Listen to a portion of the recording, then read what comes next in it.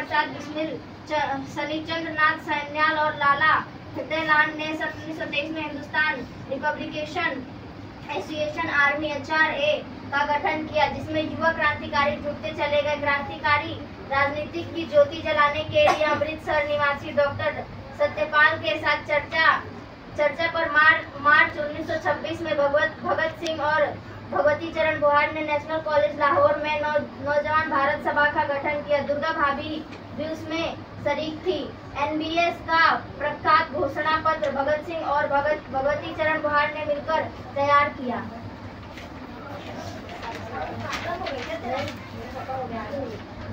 सन 1926 में दुर्गा भाभी ने लाहौर में गदर पार्टी के महान क्रांतिकारी करतार सिंह सराभा की शहादत की 11वीं बरसी भी धूमधाम से मनाई थी। मार्क्सवाद, लेनिन और मुस्लिम क्रांति से प्रेरणा पाकर इसी क्रांतिकारी टोली ने 8-9 सितंबर 1928 को दिल्ली के फिरोजा शाह कोटला में सभा कर एक HR में सोशलिस्ट शब्द जोड़कर हिंदुस्तान सोशलिस्ट रिपब्लिकेशन एसोसिएशन बना दिया। दुर्गा भाभी सभी राजनीतिक गतिविधियों और कार्यक्रमों में नियमित और सक्रिय भागीदारी करने लगी। उन्हें पार्टी का प्रचार सचिव चुना गया। अंग्रेज पुलिस MP जेम्स कोर्ट के हुक्म से साइमन कमीशन का विरोध कर रहे अंग्रेजों पर बराबर लाठीचार्ज हुआ, जिसमें घायल लाला लाजपत राय 17 नवंबर 1928 को चल बसे। लाला लाजपत राय की मौत का बदला लिया जाएगा, जेम्स कोर्ट में हो हम सजा देंगे। युवा और की जान बचाने के लिए दुर्गा भाभी बनी भगत सिंह की पत्नी और राजगुरु उनके नौकर। इस तरह वे तीनों लाहौर से पहुंच गए लखनऊ। भगवती चरण बोहरा पार्टी के काम से कलकत्ता से अपनी बहन सुशीला के घर थे। सुशीला भी बाद में महान क्रांतिकारी बनी। लखनऊ से भगत सिंह ने भगवती चरण बोहरा को तार भेजा। वे मैडम दुर्गावती जी के साथ आ रहे थे। कौन मैडम दुर्गावती? भगवती कुछ नहीं समझ पाए। कलकत्ता स्टेशन पर वे बहुत खुश होकर बोले, मैं तुम्हें आज समझा है, तुम सचमुच एक क्रांतिकारी हो। दुर्गा, तुम पर मुझे नाज है। अंग्रेज शासकों ने मजदूरों और आज़ादी आंदोलन की आवाज कुचलने के लिए पब्लिक सेफ्टी बिल और ट्रेड्समिट्स बिल को काले कानून पास करने की योजना बनाई। HHR ने इनका तीखा विरोध किया। 8 अप्रैल 1929 को दिल्ली केंद्रीय असेंबली में यह बिल पास होने थे। हिंदुस्तान सोशलिस्ट रिपब्लिक एसोसिएशन ने फैसला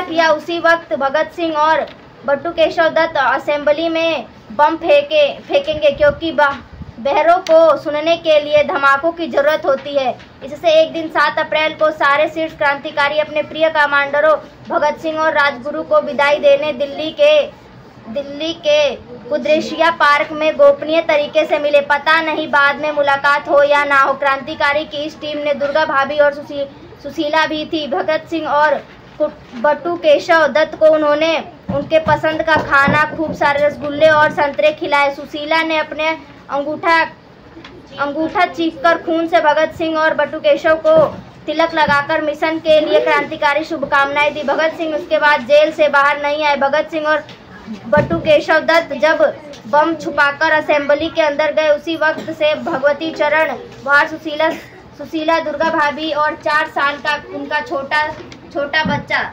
सचिंद्रनाथ बोहरा किराए के तांगे में असेंबली के बाहर चक्कर लगा रहे थे। भगत सिंह और बटुकेशव दत्त को गिरफ्तार कर जब पुलिस ले जा रही थी तो तांगे में बैठे हुए लोग उन्हें देख रहे थे। बच्चा सच्ची चीख पड़ा, वो देखो लंबा वाला चाचा। पुलिस जल्दी में थी, इसलिए वे बच गए। अंग्रेजों की हिंसा का मुकाबला करने के लिए हथियार चाहिए, इसीलिए भगवती चरण बोहरा बम बनाना सीखकर दुर्गा भाभी को भी सिखा रहे थे। लाहौर के कश्मीर हाउस नाम की बिल्डिंग में भगवती चरण बोहरा ने एक कमरा किराए पर ले लिया। उसमें बम फैक्ट्री में बदला डाला था कि पुलिस को भनक लग गई।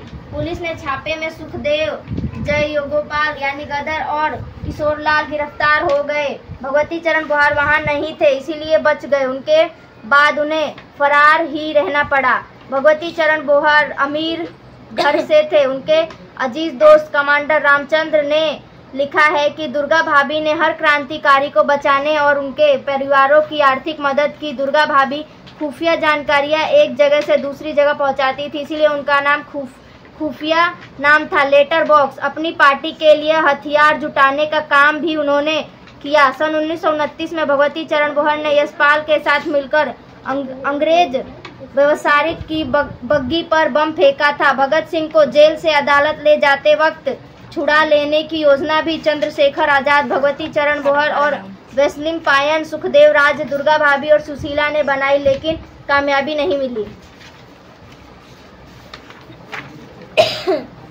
एक और दिलचस्प बात यह है कि जिक्र होना जरूरी है, चोरी चोरा से हुई हिंसा के बहाने देश भर में लोकप्रिय होते जा रहे असहयोग आंदोलनों को वापस लेने के महात्मा गांधी के फैसले के बाद उनकी लोकप्रियता गिरती जा रही थी। दूसरी ओर क्रांतिकारियों की ओर जनमानस चीखता जा रहा था। गांधी जी ने टेंस हुई, कहीं ऐसा ना हो कि आजाद भारत की सत्ता सरदारों के हाथों में जाने की बजाय क्रांतिकारियों के माध्यम से मजदूरों, मेहनतकश किसानों के हाथ में चली जाए। अंग्रेजों के साथ ही कहीं पूंजी का राज भी ना चला जाए, इसीलिए क्रांतिकारी हिंसा करते हैं। गांधी ने देश भर में यह प्रचार करना शुरू किया कि उनकी आलोचना करते हुए एक लेख लिखा, बम का पथ। भगवती चरण बोहर को उसका उत्तर देने को कहा गया। अपने ऐतिहासिक लेख बम का दर्शन में वे लिखते हैं कि कोई ऐसा अत्याचार नहीं जो अंग्रेज साम्राज्यवादी लुटेरों ने हम पर ना ढाया हो। अपने कुशासन में अंग्रेजों ने हमें जानबूझकर कंगाल बना डाला। हमारा खून निचोड़ा जा रहा है अब और हमारी कौम गैर जिल्लत झेलने को मजबूर है। हमें रौदा जा रहा है। क्या ये चाहते हैं कि हम सब भूल जाएं और माफ कर दें? जालिम की जुल्मत को रोकने और अन्याय का बदला लेने हर जिंदा इंसान का फर्ज है। कायरों को अंग्रेजों के पैर पकड़ने दो, शांति की भीख मांगने दो, गिड़गिड़ाने दो। हम इनसे रहम की भीख नहीं मांगेंगे, हम इन्हें लूट की इजाजत नहीं देंगे। आखिर तक लड़ेंगे, जीतेंगे या शहीद हो जाएंगे। लाहौर जेल में 63 दिन तक भूख हड़ताल के बाद 13 सितंबर 1929 को शहीद हुए यतीन्द्र नाथ दास का मृत शरीर दुर्गा भाभी के सुपुर्द किया गया। उन्हें यह नेतृत्व में जति निंदा की अंतिम यात्रा पहले लाहौर में निकली और बाद में उनका मृत शरीर लाहौर से कोलकाता ट्रेन से लाया गया। पूरे रास्ते में लोग हाथों में फूल लिए उस रेलगाड़ी का इंतजार करते खड़े रहे। रेलगाड़ी पर फूल वर्षा करते थे। कानपुर स्टेशन पर गणेश शंकर विद्यार्थी के नेतृत्व में अपार भीड़ जमा थी। सारा कलकत्ता सुभाष चंद्र बोस के नेतृत्व में अपने लाडले सपूत को सम्मान प्रकट करने उमड़ पड़ा था। 28 मई 1930 को भगवती चरण बोहर रावी नदी के किनारे जंगल में बम का परीक्षण कर रहे थे। अचानक बम फट गया, वे शहीद हो गए। पति की क्षतिवित लाश पर भी दुर्गा भाभी मातम नहीं मना पाई, क्योंकि पुलिस असलियत जान चुकी थी कि साधारण दिखने वाली यह महिला असाधारण क्रांतिकारी वीरांगना है। पति की मृत्यु के बाद दुर्गा भाभी लगभग 3 सप्ताह अपनी ननद और पार्टी संसद सुशीला के साथ लाहौर से प्रकाशित द स्ट्रिंग में संपादन राणा जल बहादुर के घर छिपी रहीं। किसी को मालूम ना हो इसलिए वे एक रात बुर्की ओढ़कर अपने घर से निकल गई। फिर लाहौर की अपनी सहेली श्रीदेवी मुसद्दी के घर पहुंची। 1 महीना वहां रही। वे पुलिस और खुफिया एजेंसियों के रडार पर जा चुकी थी। अब दुर्गा भाभी ने लाहौर छोड़ दिया और बम्बे मुंबई चली गईं। 7 अक्टूबर 1930 को लाहौर की अदालत ने भगत सिंह, राजगुरु और सुखदेव को फांसी की सजा सुनाई। दुर्गा भाभी उस दिन बम्बे में थी। जैसे ही उन्हें अदालत के इस फैसले का पता चला, उन्होंने तय किया कि अंग्रेज जजों की इस हिमायत का बदला लिया जाएगा। अगले ही दिन 8 अक्टूबर 1930 को अपने 2 कमांडरों पृथ्वी सिंह और सुखदेव राज के साथ तय किया गया कि बम्बे के गवर्नर जियोफ्री डी मोडमोरिस को तत्काल कर अंग्रेजों को बताया जाएगा कि क्रांतिकारियों को फांसी की सजा सुनाने का क्या मतलब होता है। मालाबार स्थित उनके बगल के सुरक्षा गार्ड ने लेकिन उन्हें बंगले में नहीं जाने दिया। ये तीनों टैक्सी से वापस लौट रहे थे कि लिमिटेशन रोड पुलिस स्टेशन के सामने एक अंग्रेज जोड़ा खड़ा नजर आया। चलो गवर्नर नहीं तो यही सही, उन पर गोली दाग दी।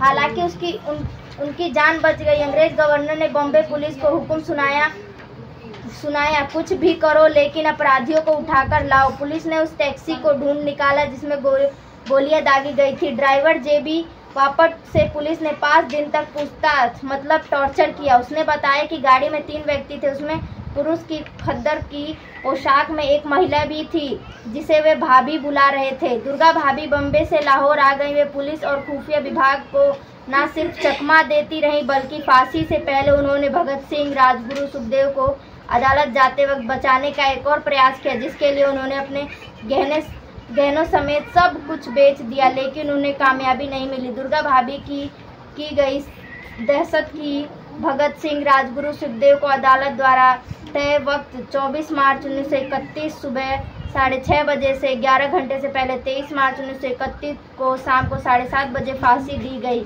अंग्रेज जान चुके थे कि फांसी से पहली रात जेल पर धावा बोलने से वे दुर्गा भाभी को रोक नहीं पाएंगे। भगत सिंह को फांसी से बचाने के लिए यह देश कुछ भी कर सकता है। 23 मार्च को भगत सिंह, राजगुरु, सुखदेव की फांसी के बाद दुर्गा भाभी ने बदला लेने की कसम खाई। पंजाब के भूतपूर्व गवर्नर लॉर्ड हेजी क्रांतिकारियों पर जुल्म करने के लिए सख्त थे। दुर्गा भाभी ने उन्हें ठिकाने लगाने के लिए गोली चलाई।